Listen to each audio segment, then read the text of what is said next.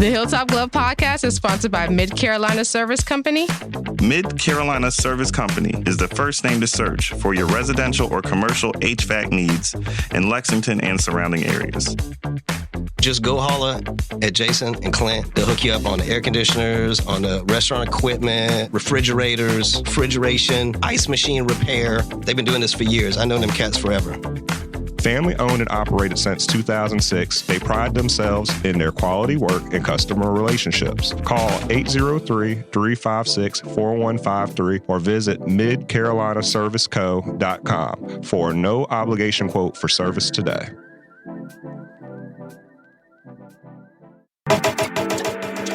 The Hilltop Glove Podcast is sponsored by True Brilliance Entertainment. True Brilliance is a production, promotions, and management company dedicated to connecting artists and producers across the Carolinas to music industry professionals. Several of their clients have placements both domestic and internationally as a result of their services. Are you an artist or producer looking to build meaningful relationships within the music industry? Then True Brilliance is for you. Check them out at paramilitary.com. That's spelled P-A-I-R-A military.com. This episode of the Hilltop Glove Podcast is sponsored by Bob's. Bob's is a Columbia-based retailer of over 100 Black-owned products from 20 Black-owned businesses. Bob's offers a wide range of items from household cleaning, cosmetics, and everything in between. With every visit to Bob's, you support Black-owned businesses, giving them the opportunity to grow and establish connections with our community. Bob's is located inside the Noma warehouse at 2222 Sumter Street in Columbia, South Carolina. Visit their website, weshopbobs.com for in-store pickup or to find out more. Bob's can also be found via social media on Instagram, Facebook, and TikTok at weshopbobs. When you stop by, tell them the Hilltop Glove sent you. Bob's brings quality Black brands to the Columbia community. The Hilltop Glove Podcast is sponsored by Red Rooster Sports Bar and Grill. Red Rooster is your neighborhood bar and grill serving the best wings, burgers, and baskets in the Met. Like the amazing food, the bar is always on tap, and there's plenty of screens to watch the big game. Red Rooster is the Midland's premier meetup spot for local car and bike clubs, fraternities, and sororities. Staff is dedicated to accommodating all kinds of parties and events. If you're looking to catch a game, have a bite, and a drink, look no further than the Red Rooster. Red Rooster is located at 7500 Wilson Boulevard, Columbia, South Carolina. For more information, visit redroostersportsbar.com or visit them on Facebook and Instagram at Red Rooster Sports Bar. Go where the winners go.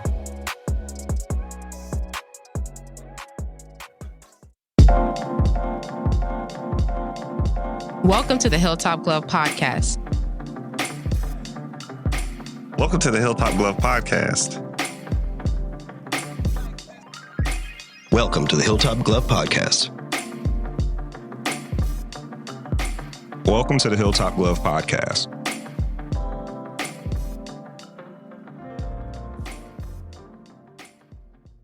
Hey everyone, welcome to another episode of the Hilltop Glove Podcast. Today we have the pleasure of interviewing Taraza Tyler. Taraza is a Raleigh, North Carolina-based entrepreneur, philanthropist, mentor, and mom. She's the CEO/founder of Power Inc., a nonprofit organization that assists single parents with accessing community resources to become better self-sufficient while facing everyday challenges. How are you today? I am awesome. Thank you all so much for having me. It's such an honor to finally be a part of the Hilltop Globe podcast. This is so dope. Thanks for coming on. It's great to have you. Yeah. So this is so amazing. So thank you all so much. No problem. Thanks for waking up this morning and dealing with us. No, it's I've been up since 5. So, wow. So you will go okay. Parent life. Yeah, it's the life. Yes, it's the parent life. It's like when you start getting up every day, it's kind of hard for you to try to sleep in on the weekends. Even when I have free time, I tell people it's so hard to just lay in a bed. It's just not a norm, but it's something that I am going to normalize for 2022. There we go. So your organization, Power Inc., is an acronym for Parents Owning Wealth Through Education and Resiliency. Can you tell us how you came up with the name and the need for your services? Yes. So in 2014, well, actually 2013, I knew that I had started law school in Charlotte School of Law, and I was going through law school. And by the end of the second semester, I found out I was pregnant, and I had to take a leave from school. And so leaving Charlotte was hard for me because I didn't have family there, but it turned out that I was going to be a single parent. The dad seemed totally shocked that I was pregnant. I think, depending on the situation and what you have going on, nobody wakes up and expect to be a single parent, but with the situation given, it happens. After that, I had to face a lot of challenges. I had to overcome an eviction because when you're in law school, you don't have any money. It's like, you are coming from like money and you're, carrying the legacy that your parents have. Maybe I felt like a lot of people that I was in school with at the time didn't want to be in law school. They were just doing it because they was going to take over their parents' businesses or something just like that. What a drag. Right. And some people in my study group was miserable, but I'm like, I'm just happy to be here. Education was out for me. I was raised in a single parent home. And so this was going to be like out for me. This was going to be, the way that I'll be able to take care of my family, education in general. And so then after that, unfortunately I had to take a leave. I had to move back home, which is Duplin County. So if you heard of Duplin County is near Wilmington, North Carolina, Jacksonville, North Carolina, Fayetteville. If you ever go to the store, we make the Duplin Winery wine. I don't know. So we make that wine. Oh, so that's Steppenwolf. Oh, stop. That's y'all? Yeah, that's us. So I'm 5 minutes from the winery. That's crazy. Okay. Yeah. Everybody like, so when I tell them, they be like, this one right here. I'm like, yep. For the people who don't drink Steppenwolf wine, it's really, really sweet. So I think everybody, like when you're not quite 21 and you're like, well, I'm going to try some wine. That stuff's pretty delicious. And it's delicious, yeah. And when you're grown, it's just a hangover, but Yeah. Yeah, majority of wine, they're really sweet. Majority. It's really rare that they have like a real dry one, but yeah, majority of their wine is like sweet.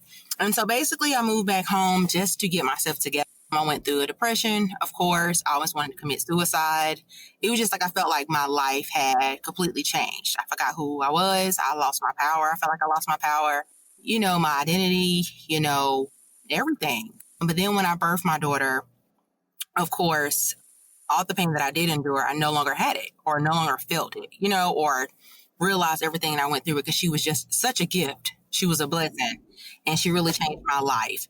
And so after that, I got myself together. Within 6 months, I made a plan, the 6 months that I had moved back home, because I just don't like being stuck.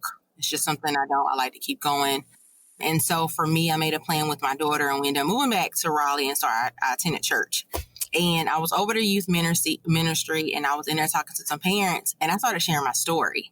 Then I started plugging them into the resources that I knew of that assisted me. And then a lot of organizations and nonprofits that people do not know about. So when you're in the hospital, they tell you about certain organizations and nonprofits and agencies that you can contact. But some people, like when you're going through it, you don't want to hear about that. You're trying to get out of the hospital and you trying to figure out how you're going to do. But for me, like I had read plenty of books while I was pregnant because I didn't want to hear anybody's stories. And I just wanted to really try to, keep my mental health together. And so I did a whole lot of research while I was pregnant. And then the resources that I had, I just shared with parents. And so on the phone one day with my law sister, she was like, have you ever thought about, starting a nonprofit, plugging these resources, into the parent community? They don't have to be single parents, but they can be single parents. They can be foster care, caregivers. And I was like, no, never thought about it. But then as I went through the fast, God showed me that's what I needed to do in order to get back on fire with, for what was coming next. So long story short, we was on the phone and I was driving home and she was like, do you have the name? And I was like, I don't know. I just know I wanted to be something with power. And so she was like, well, just think about the things that you want parents to have. What do you want, to give them? How do you want to impact the parent community? So I was like, I want them to have their power back or take full control of their power and know who they are, know their why. I want a lot of them to finish their education. There's a lot of parents that, dropped out of school or didn't get no further than high school. And I just want to help them overcome challenges that they face every day. And so she was like, oh, boom, I wrote that down. And she was like, okay, well, here you go. Parents owning wealth through education and resiliency. And boom, Power Inc. community was established. I like that. Some good acronym. Yeah. So all at a stoplight. All happened at a stoplight. Conversation at a stoplight. That was it. That's amazing. You have to have the right people around you. You know, a lot of people are interested in starting a nonprofit, but are unfamiliar with the process and don't know where to begin. I know I'm one of them. So can you give us like the steps of, you know, how you started the nonprofit and what difficulties did you face? Yes. So the first thing was starting a nonprofit. I didn't really want to do it. I feel like for me, I'm just going to be honest, I was going through a fast with the church at the time. And when God showed me, I was like, I don't want to do that. I don't know nobody. I don't know nothing about a nonprofit. You can't get no money off a nonprofit. You know what I'm saying? Like me, I'm thinking about money. I need money. I'm paying like funding. And although, you know, I'm in the legal field, I was like, I still need more money. Like I still need to figure out how I'm going to make ends meet. So I wasn't really thinking about a nonprofit. And so I started praying. I was praying during the fast, and he started showing me everything that I needed to do. Like the people, I didn't want the people because they was my line sisters. I didn't want anybody to look at me like, well, they're just our line sisters. But they're more than that. They are who they are with the letters not on their chest. And so they helped me. And so after that, I ended up just doing my research, how to start a 501c3. If you know me and you're close to me, you know, I'm a budget person. I do a budget on everything because I feel like that's the only way that you'll be able to have money. I hate the word broke, or I do not have, because you're speaking things over your life. So when I became a single mother, I had one of my close friends, she's a financial advisor. So she broke down my budget. So I was like, okay, well, let me see how I can budget in this nonprofit, because all the people say it's cheap starting a nonprofit. You still got to pay for things. Yeah, right? It ain't cheap. So you got to get your 501c3. You got to do your research. So if you want to know the process of doing your research, first off, like, see if you can partner with somebody out there to see if you can, you know what I'm saying, partner with them or go under them. And it's hard because I didn't want to do that. You got to really figure out how you're different. Like, there could be using another organization as your physical agent?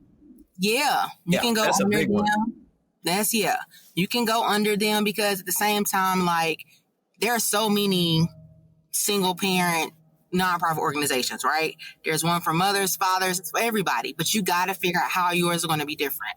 You know, how are you different from what they're doing? And so for me, I had to research other nonprofits, because I didn't want a person to be like, well, why would I give them funding if this same nonprofit that we've been giving to for the 5 years doing the funding, how are they different? You know what I'm saying? Like, you got to really sit down and break down the information. Then they have packets on the Secretary of State website that you can get to do research. So I went up there and got some information. I printed off and I made a binder. Not only did I make a binder for me, but I made a binder of each person that God showed me that was going to be a part of my team. So I did that. I had you ain't even asked them yet. You just made them a binder. Yeah. Had to make a binder. Didn't know who my vice president was at the time. None of that. I just made binders. I put everybody's name on it, because when you're doing the research, they tell you who you need to part of your board. So I was like, I make a binder. This is what I need. And you have to keep documentations of everything, or you will get in trouble. There's like 3 people I know that got their nonprofit snatched because they were taking the funding, doing everything they shouldn't have been doing with it. And you didn't have no receipts or nothing to show that, although you was doing this, but where's the rest of the money going to? Like, you got to make sure you don't get in trouble with the nonprofit. So I think for me, your steps will be research, and research. And make sure you go through a law firm. I mean, you can get an attorney on your team. It's expensive, but you can get an attorney to do everything for you if you don't know how to. And I wish I would have known it, because I didn't. I'm in the legal field. I just ask people, okay, so what's this? Where you do have some lawyers and law firms out there that will really just do all the paperwork for you. You just sit down with them, but it's just expensive. And when you don't have the funding, you just got to do stuff yourself. So I would just say research is free. That's it. This is true. This is very true. You mentioned earlier about, when you were getting into nonprofit and you were like, but I need money.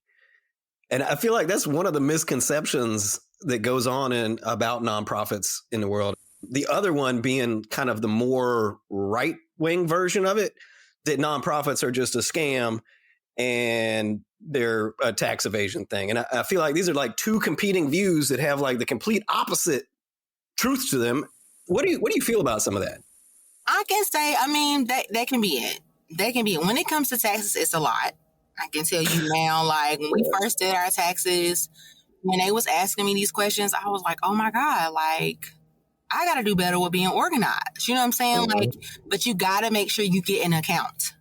Do your research on the banks. That's the first thing I did was make sure, like, after we had got our name, after we even got our name, and then after we got our 501c3, I had a bank account. Like, you gotta get a bank account. And even if you're spending money before you start it, because getting your 501c3 can go for 1 month, but it can also take up to 2 years. Like, they're so behind. Yep. So it just depends on when you're going to get it. But if you are doing one and you got a bank account, like you need to make sure that name is on that card. You need to keep track of everything. You need to use that one card because they literally ask you for stuff. So I know for me, like, if I don't have the card, then my director of finances, she has the card. And sometimes it can be hard because if I need to do something for the parent right then and there, then I can't get the card from her because majority of my board is in DMV. I'm in North Carolina. So, you know, basically I have to use my funding, right? And then I have to email her my receipt. Then I need to type up a report of what I use the funding for because we got to make sure we keep ourselves together. Because if we get audited, then we'll be, you know what I'm saying, we'll have all of our stuff together. And then, you know, she'll create me a reimbursement form, you know, when it's time. But you just got to make sure you have all that stuff together. But if you don't have your taxes together, that's what messes a whole lot of nonprofits up. They do not understand it. Like they don't have all their, every receipt, every dollar, every pen, every paper, every folder, every food, everything you spend, it matters. It counts. Like they want to know all of that and they want to know the detail. And then if you are paying your board members, some people don't add that. And so they're asking you, so who is getting paid? Is it just everything going to the president? And it's weird if you're getting all this money and you really can't account for this money. Like, that's when you get in trouble. Right. So when you first started this, I mean, you know, my day job is in the nonprofit world, and I'm on the board of another nonprofit that's kind of in a startup phase right now. So this is kind of like right up my alley right now. So part of this is not even the podcast; it's just me picking your brain. So when you started up, you know, first you get your 501c3 paperwork, you register with the state, with the IRS, you get your bank account. So now you exist, and you can start taking money from people at that point. But it seems like there is a growth stage to get from where you're taking donations from churches and local businesses that you know to the point where you're actually getting corporate sponsorships and you know, in-kind donations for events and that kind of thing. Like, where are y'all? I mean, first of all, you know, where is Power in that whole process? And so we're still at the local level. Okay, like that's the thing. We have applied for a major. So basically, our director of fundraiser and grant, she's actually the grant manager at Duke. And when she's also my master's. We've been with Duke for several years. But what she explained to us that you have to really be established for a while, right? In order for you to get up this corporate money, you got to have big events for these jobs or people so they can figure out what y'all giving us. It's like, we're giving you this, what are you giving us? But they want events. They want things with their name on it. They want ways of how they can take your people, but how you both can help the people that you're bringing into the events. And so she was explaining about that with Duke, and I'm just like, we're nowhere near Duke. We can't even compare to Duke, right? Like, we're nowhere near Duke, but she was explaining to us how they're able to get these $1 million grants, but they have been established for a while, and statistics matter, and how many people you have, like data information, all that matters. With us starting out, we haven't been established that long. So we have been doing great for like small businesses, you know, and, you know, local people and donations for like private donors. Private donors is like, you know, I own maybe a mental health agency and I want to cut you a $3,000 check. You know what I'm saying? Something like that. Or maybe a $5,000 check, or like DTLR, they donating, you know, 10, 15 boxes of toys to us, you know, things like that. But like no major companies or things like that. No, because I work for a corporate law firm, and everybody they newly donated to this year have already been established for at least 17 years.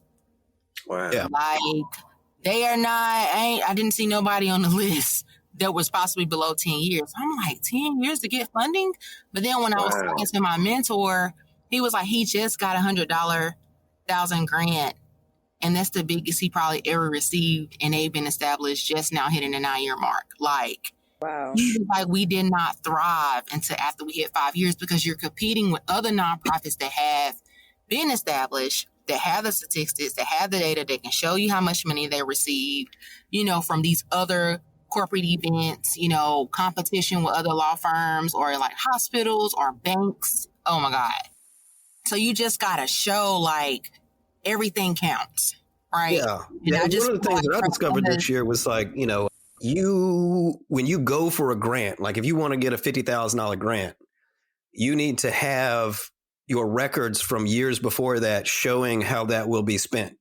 Because if you go up for even, and a $50,000 grant is a relatively small grant in a lot of these grant opportunities. Operations grant is what I'm talking about specifically.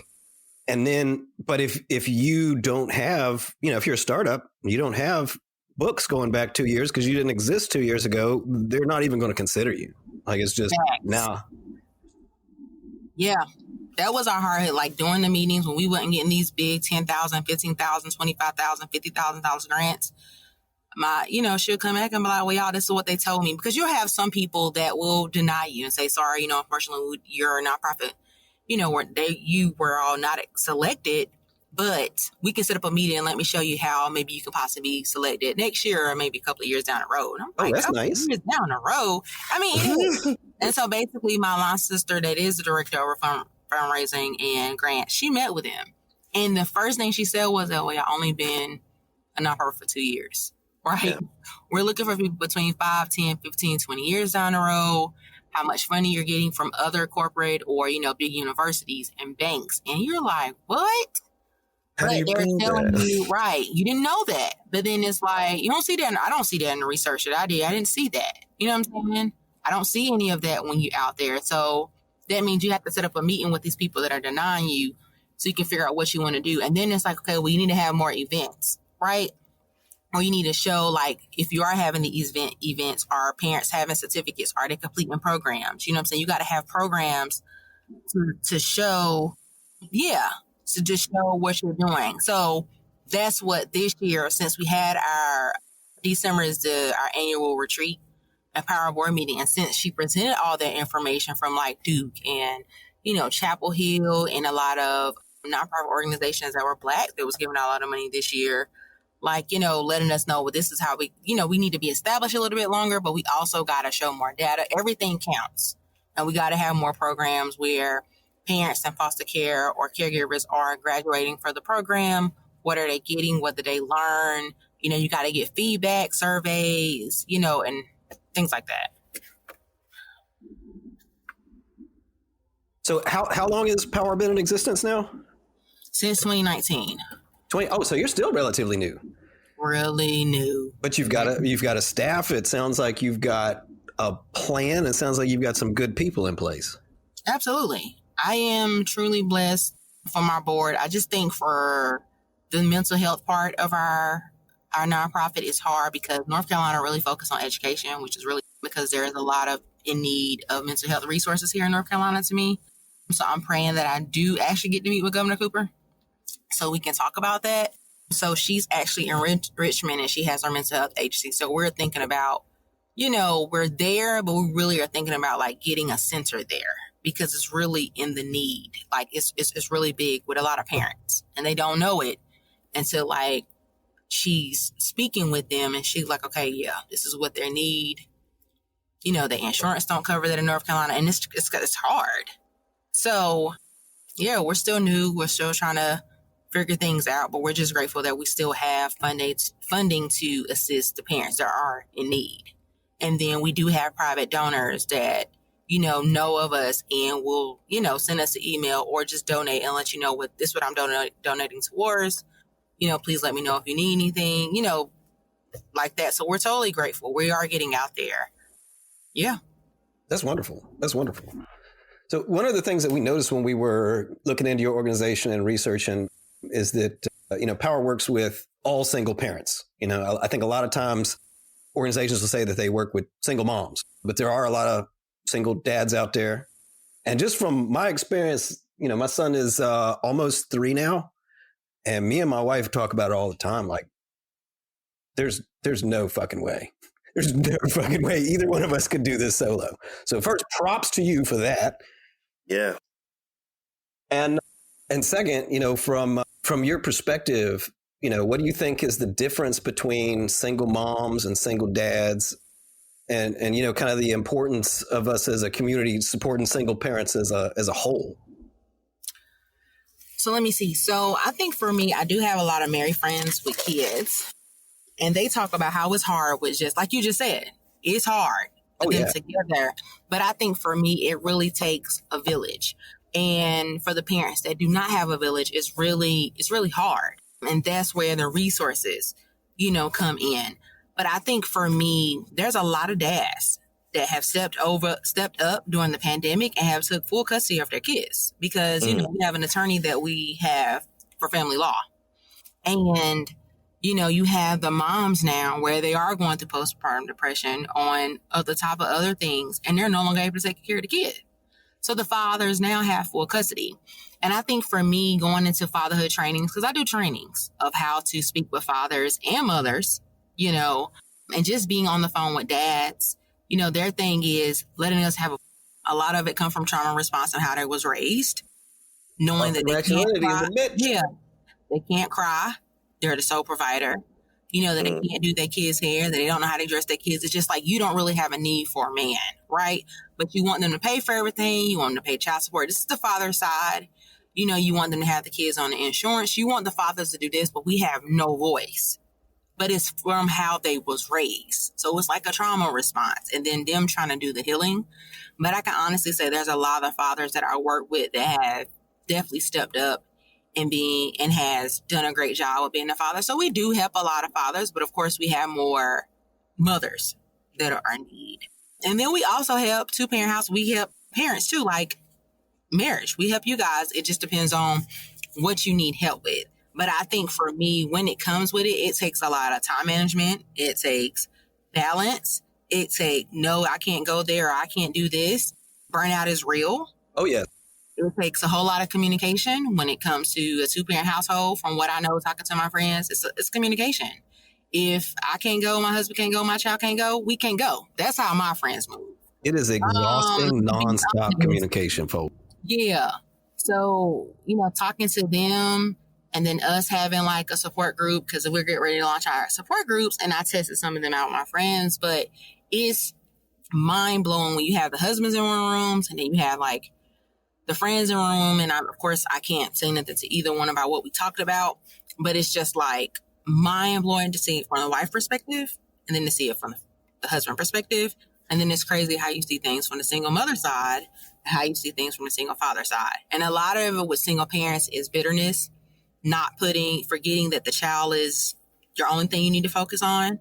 Yeah. So going through the healing, people don't know about that, but therapy is real. I think it's a great thing if you should do it. But everybody don't believe in therapy or they're going to a therapist. You ain't got to believe in gravity, but it's there. Okay, listen, that's it. But I think for me, it's just both parents doing the work and you focusing on the child. So when it comes to, fathers, a lot of them want someone to talk to, that have their role. So, I'll have people that I'll refer them to talk to about the issues that are having, or, there's a judge that do like family court that I can connect them with and talk to them about how the right way and things they need to know before they get to their court date. Because sometimes they don't know how the system is set up for us. I'm just going to be honest. It's set up for the mothers, period. You got to prove a lot that the mother is not doing in order for you to get your child. Wow. Period. And so like I tell both sides, you need to keep track of information, texts, phone calls, receipts, all that stuff matters. And you will not know unless you go through it. And I had to go through it. And so you got to keep track of these things. And so a lot of stuff is research, healing, and knowing that your child is innocent. They can't fight. You know what I'm saying? They're young. They don't know what you're going through. They don't know what the child support is about. They don't know why you're arguing. They don't know any of that stuff. So meanwhile, they just making all the connections about what's right and what's wrong in the world.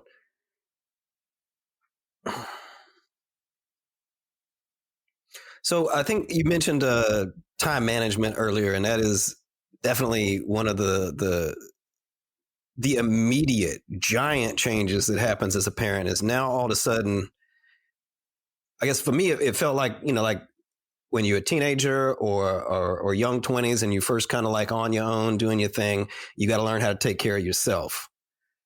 And then once you get that down, it's easy. It's fine. Yep. And then, say you in a relationship, you living with somebody to a certain degree, you taking care of each other. But now all of a sudden you got a whole nother being that pops up that needs all the same things and can't do nothing. So all of a sudden your work is like tripled and there's no time for anything. And then if you take that down to a single parent situation, now you got to work, childcare, and do all the things. How important is, obviously time management is the only way you can do that. So like what, how do we get there? How do we get to that point where we can actually handle our lives? I think for me, when I talk to a lot of my friends, especially my friends that are married, but like, girl, I just don't understand how. Well, you don't have no choice, right? Good point. You don't have no choice. Again, you don't wake up expecting to be a single parent, but situations happen. And there's no manual when it comes to a child, right? Every child is different. Don't compare one child to another child. I don't compare my situation to my friend's situation. And I have to do what's best for me and my child, right? And as a parent, if you're not taking care of yourself, you can't take care of your child. So I think for me, I am big on balance and time management, like I am with my budget with my money. And I feel like in order for me to protect my peace and have an impact in the world, all of that stuff ties in, right, to you and what you have going on. So for me, I sit down every Sunday and I make a schedule, right? So I'm big on my calendar. Didn't know I really needed my calendar until I had my daughter. And then I had to slow down. A lot of it became, no, girl, no, I can't go. Or no, I can't speak at this. And no, I'm not volunteering at this. Because at the same time, a sitter is not free. And yes, I have a village, but I don't want to burn out my village. And yes, my daughter has a father and a village, but you don't want to burn them out. She has the day she go there. She has the day that she with me. So I think for me that it takes you sitting down, right? And you're making a complete schedule. And we need to normalize this. Normalize booking your calendar off and you don't have anything to do. Normalize, this is the day that I'm going to spend with my child. This is what we're going to do. I plan out each and every day of my life because that's what I am. I'm a planner. Now, can things go wrong? Absolutely. All the time. Like today. Things are absolutely going wrong with this cleaner coming at the wrong time. But at the same time, he's here and I'm okay with that. But my village is here too to watch my child. So I think it's all about communication, your time management, and what works best for you and your family. But I knew that in that hospital that day, and I gave birth to my child, I knew that my life was going to change. And there are a lot of things that I would no longer be able to do, right? Because now I can no longer think about myself, right? I have to think about two people instead of one. Now, do I still have my needs and things that I need and things that I'm going to take care of to help me, relax and get back to who I am? Absolutely. But at the same time, I have to still be mindful that I have a child. And that in order for you to, I don't want to say succeed as a parent, but in order for you to be who you need to be for your child, you got to know who you are and you got to know what works for you. So I have a lot of parents that I talk to compare themselves to people on social media. And I want to be like, girl, that's a lie. She ain't talking about what she's feeling at. Like everybody on social media out here being celebrities, but that's not true, right? But it's the people that I follow, the parents that are authentic about the things they are going through as a parent in a 2-parent household and a 1-parent household, miscarriages, giving birth, adoption, like people actually sharing their stories is what I'm into. Because now we're in a time where I'm failing as a mother because I'm not doing this, right? But that's for show and that's for likes. So a lot of the parents I'm talking to are just feeling a whole lot of parent guilt because they're not where they're at. But it's like, have you really took the time out, to do this, or how you can start a business, or how you can save money, or why you don't have time to eat and why you don't have time to sleep? Like all of that stuff has to, work out and come together. So yeah, time management to me is very important, but I did not learn that until, I had to move and it was just me and my daughter. And I was like, I can't be in here crying every day crying not gonna work, right? It's not gonna help me. My daughter's asleep. I don't need to wake her up. Going in the closet crying, sis, it's not gonna work. Okay, going into not crying, it's not helping me. All I'm doing is crying out my lashes that I'm paying for. I'm not doing that. Yeah, that's an expense. Like, that's not, it can cry. Yeah. What you gonna do next? You know, my mom's baby ain't up. But my dad, when he was alive, he was like, all right, you crying, you finished? All right, so what's the game plan? You know what I'm saying? What's the game plan? You cry, you got it. All right, what's next? What you gonna do, cry? What you gotta do? Like, right, you can't feel sorry for yourself anymore. yeah, so I'm crying. What crying gonna do? Like, I'm gonna cry, but okay, I gotta get up and come up with a game plan. Like, it's okay. So that's why time management and having a financial advisor, I tell people, saved my life, because now I'm able to do the things that my parents weren't able to do for me, but that's all they had, right? Yeah. And things were 10 times cheaper back then, you know. So really not comparing myself to other moms, not giving a care what nobody think about me and how I change my child. I'm that parent that's going to show up to every event with my child just because I want to expose my child, right? And I fit her on my calendar. So I feel like, for me, I like how you say that. You fit her, you make sure that child is on your calendar. You got to do that. So I had to speak in this room full of judges and all this other stuff. Guess where my daughter was at the head of the table with the other judge down there with her snacks? Because guess what? I don't have a sitter at 6:30 in the evening. So I need her to come with me. Yep. So I can speak to you. So I feel like for me, it's who you are and what works best for, you know, you and your family. Mm-hmm, mm-hmm. Mm-hmm. And you talk a lot about the village, and you know, the South family is like that first level of it, you know. But you know, a lot of people, either they have relationships with their family that are not conducive to that. Maybe the people that you normally would count on in your family ain't necessarily folk you can count on. How do you build this village if you don't have it? So I think for me, what I've learned last year, you have to basically ask and let go of pride and let people know that you need help. Now, this is what I've learned.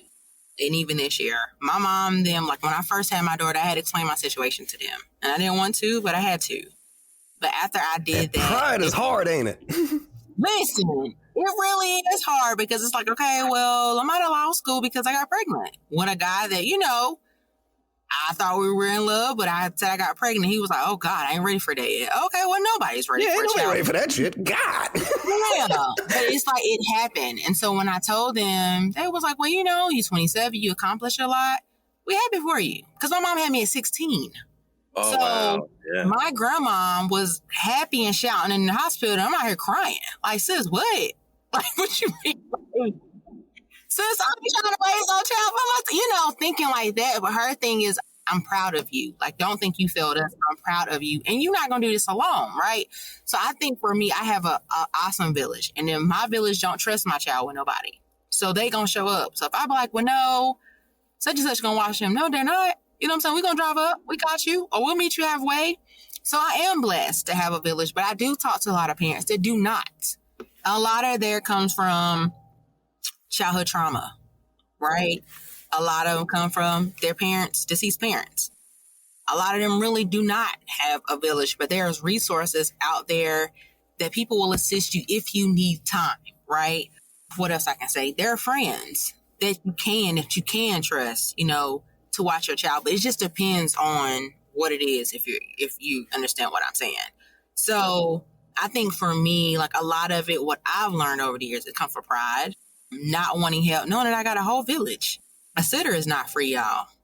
Nanny's not expensive, okay? It's a no-no for me. I learned 2-3 times and I'm like, yeah, that's not it, okay? That's, daycare is another rent payment. Like, listen, what? There is, but during the pandemic, like, I can honestly say there was a lot of grant money out there if you took the time and research. Yeah, there was, yeah. There was a lot of people helping people out with childcare. But when I was on Facebook and seeing these parents go off in their DMs, like, hey, my name is Taraza, I'm empowering community. Give me your contact information so I can see where you're located. Let me tell you how to get this grant or, you know, your funding for daycare. Because at the same time, like if you do not do your research, you're going off what everybody's saying on social media, sis, and that's not true. So that always works great. Yeah, you got to realize there's funding out there for certain things. You just got to research and ask. And what I realized, having a nonprofit, a lot of parents don't have the time to research. That's So it. that's what we're here Exactly. for. We're here for. We'll help you. Yeah, we're here for you, sis. What you need help with? Groceries, we'll get you some groceries delivered. It's just, stuff that people don't really think in time to search for. That's what we're really here for. We're really like the plug. We're really like the connection between you and what you need. So that is pretty much what we do. That's wonderful. That's great. How many parents do you think you're serving now? We are probably now at 200. Oh wow. That's good. That's a big impact. That is a lot. Let me tell you, it's a big impact, but it's a lot. I mean, if you think about the 200 people being better equipped to raise their kids, and then their kids are better equipped dealing with less trauma, like we're building multi-generational, better people, better communities, better nations. That's the plan anyway. Yeah, we hit 200 people. I think that's why we have slowed down with posting on social media, because it's just like we're really getting, our name indoors, without doing everything. And I feel like it's a lot. And so we have to break up how many each of are taking, and, how and some stuff is just small things that people need help with. Like, hey, I just moved to this area. I'm in need of childcare. Hey, I moved to this area. I need help with my resume, how to find a job. Perfect. Hey, I need help with this. We're moving from here. Yeah, we help parents too. We looking for a house. We're looking for a realtor. Can you help us? It's like stuff like that, but we still have to get your contact information for our data, or, so we can have that information now, because we know that we need that for funding. Yeah, you got to report that widget back. I do know that part. Yeah. So I think for me, like, it went from 75 to like 200. And I'm like, oh my God, I asked for more, but I didn't know it was coming this fast.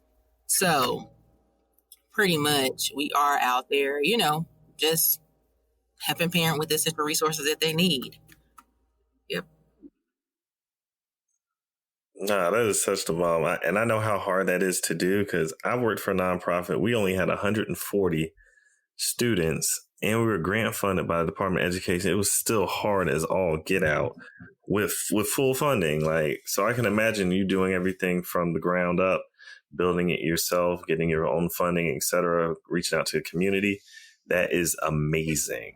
200 parents. That's amazing. Mm-hmm. It's hard. Like you said, it's really hard. But this time, people trying to get tax write-off, so they they trying to give. Hey, you got to take advantage of them. Take advantage of them. They're trying to give that funding out fast, and so when you get that funding, you cannot. I'm not saying let it sit there, but you need to know what you already need it for. So that's why I always tell people, like, it's important to create a budget for these programs and be detailed about this program all the way down to the cups that you're going to serve at this program. So serious, to the napkins, because everything counts, because you got to see where that money is going to. And then as you get bigger, you might have to increase on that budget. And when you go back and ask these same donors and sponsors, they're going to be like, all right, well, she need more money, so this was successful. This is the things that she says she used, because they have to see all that. Yeah. And since I'm in corporate, I definitely see how it works. Like, them questions are detailed. Like, they want to see your bank statements. So it's like, you got to really count for everything all the way down to the pen that they write in their hand with your name on it. You know what I'm saying? If that company is sponsoring it. So you just got to make sure that we are accounting, using everything that we have, and that we're really helping these parents, get what they need with the funding that we're receiving. Man, I must ask, and of course, like you said, you were established in 2019. Once you reach that 5-year mark, what are some of your goals that you have for your nonprofit? So this year, we are doing more programs around education, mental health, and just fitness overall, like just to help parents, because we're in a pandemic and a lot of them are still working from home. A lot of their kids are still virtual. So we have partnered with other nonprofits, because that's another way too to get our name out there. So we'll be having a lot of events coming up, our support groups. So when we hit that 5-year mark, our goal is to host a scholarship event where we'll be able to assist parents with going back to school. We already started talking to HBCUs, universities that will allow us to come in and to speak with parents that they get. So for instance, NCCU has a women's center, and that, I can go to and give bags, and I can speak at night when they have programs, and basically figure out ways of how we can get them scholarships, how we can do childcare, because North Carolina Central University has childcare on campus. Wow. But we don't know if they're going to ever do it where it's like from a 6 to 9, if I have a 6 to 9 class, right? Yeah. And so our thing is right now is to get with universities on how they can really assist parents with, helping them excel and get back into education, to finish their education with the resources on campus. Because like you said before, if I did not have nobody to keep my child, right, how do I suppose to come to school, right? I work at 5, right? As soon as I get my child from school, I need my child somewhere to go sit from 6 to 9. Now, you do have some professors that, well, yeah, bring your child to class, but okay, I need to focus. I don't need to be passing her a cheese puff every time you go on to something on the board. So it's just like, talking to my plugs at North Carolina Central, actually being the director over the Women's Center. So our goal is to be able to, in the next 5-year mark, have scholarship events where these universities come, where they donate scholarships to parents that can finish school, help them with their tuition, their books. We also want to kick off a college tour for parents. So we go to different colleges. They have like evening programs, even during the day, so they can talk about parents. Like some parents do not know how to fill out FAFSA, or not just for them, but just assisting with getting financial aid. Oh, yeah, it's a nightmare. I hate that paperwork. I still remember that stuff. That was terrible. It changes. So you have some parents that are just putting anything down, and by the time a bill hit, they're like, oh my God, the loan interest. We need like all of that to be explained, to parents, even the parents that have their kids going to school. Like, what I'm saying, creating scholarship grants for parents sending their kids to school so they won't be paying out of pocket. My mama had to pay for me. She was a single parent, right? So it's just like, how are you helping my mom when she's telling you she don't want to be in debt? What else grants programs do you have? You have them. Right. You ain't like my mama. But now that I know of them, it's like, let me help these parents out with these grants and, really get into the government level so I can explain to them, this is what we need. This is why, these schools are increasing, more kids are graduating, but these parents are actually going into debt, putting their kids through school. That's not helping anybody. Right. They're putting their house up, their car. It's just a lot of things that they're doing when there's really funding out there, but nobody is telling them about it. So our goal is to really help these parents get scholarships. Eventually, when we hit our 10-year mark, we want to have a resource center, but it can come sooner than that, where we know we have parents to come in, where we can do before school, after school care, where parents can take classes to help them, like with Microsoft Word, like the Excel, Microsoft Office, thing like that, how to build your resume, but have judges to come out and talk to fathers and, have different classes to help fathers with like court, let them know about child support, help parents find jobs. We got so many things we want to do that's in the works that is just going to mind blow, but I think it takes the funding and really just knowing that we are still new. Right? Mm-hmm. Yeah. Oh, yeah. We're still new, and, my board be like, God, girl, you got so much you want to do, but since we're still new with no money, you're right, but we're going to get there. Right? We got to manifest it plain. We got to make it plain. You got to make it plain. But what I really like about what I've heard from you today is, sometimes in the nonprofit world, especially in established nonprofits and stuff, you kind of get locked into following the funds, like knowing that there is funding for something and then developing the program to get those funds. And it seems to me like you are going in a reverse order and you are seeing where there are problems, what needs to change and make real ongoing systemic change. And then finding the way to target it and find your funding for those. Is that props? Yeah. Yeah, because I feel like at the same time, like I can keep covering up. I can say, hey, here's a grant for this. Here's a grant for this. But okay, I need to know the government, right? A lot of stuff start with the government, right? Your local. I need to be at these meetings, and I have some meetings coming up, and I'm in the right building at the right time. But at the same time, like they need to know what the parent community need. Like, for instance, when I'm walking downtown Raleigh, people was like, it's ridiculous how so many homeless people. They just need to get a job. But a lot of them, it's not that they don't have a job. They have a mental health issue. They're talking out the side of their heads. Like they need help. Where is the resource? Like, stop saying that. It's not that they don't need no job. It's just they need the resource. They need a mental health center. They need somewhere they can go during the day. Someone can assist them. They need medicine. There's a man that sit downtown Raleigh and screams. Because he's in pain. Like, where's the assistance? What are we doing? Right? What are you doing? You walking about with these suits and these red bottoms and this? What you doing? What you doing? This judges, all of this every day downtown. What are you doing to change this? Like, how are you making a difference? Where's the impact at? Where's these organizations that raise this money during the pandemic? That is what I'm saying. I'm really trying to get in these rooms and advocate, being an advocate for every parent, not just single, all parents. Like 2 parents working at home. I have 2 friends that work from home and their child's on their middle floor, but it's hard for all of them. Like it's hard for everybody. So I just really want everybody to come together, and I just really want to make an impact on that because we really still need help. That's pretty much where it starts. I love how you include all parents. Mm-hmm. There's no separation. None. And I love your drive to problem solve. Like you're a problem solver. That's amazing. Yeah, when I get this law degree, it's really going to be on fire. Y'all going to see me in the news. I believe it. I already believe it. You speaking into existence. I believe it, man. You got that power behind out you. Here with these people. Okay. I just need 5 minutes to talk to you because you on TV, but I need 5 minutes to talk to you about power. That's it. 5. So if people in North Carolina are interested in it's pretty much just in North Carolina right now? We are in North Carolina. When we went to Richmond in December for our annual retreat, we're really trying to get it there for our mental health part because she talks to a lot of people that need mental health, but all of her connects are in Virginia, and North Carolina doesn't really have too much. So we're trying to expand to DMV because the majority where my board is at, and we're in North Carolina. So we're getting there. We're really trying to hit everywhere, but we got to realize we got to take it one day at a time because we're at 200 parents, and if we keep promoting, we're probably going to hit 3, and we can't carry everybody. And I think for me, like, I be so down when I can't assist the parents, and my board be like, Taraza, you couldn't help them. They're not our district there.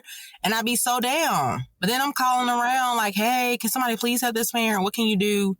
Do you know this contact? Because it's just like, that's just me. Right. But we can't help everybody, and we can't take on everything. And that is what I'm also learning in 2022. We can be responsible for everything, but that is limited to our ability to respond. If once you can't do anything about it, that's off your chest. Yep. Mm-hmm. I mean, if we can help you in any way, with boosting any information or sending out anything, just let us know.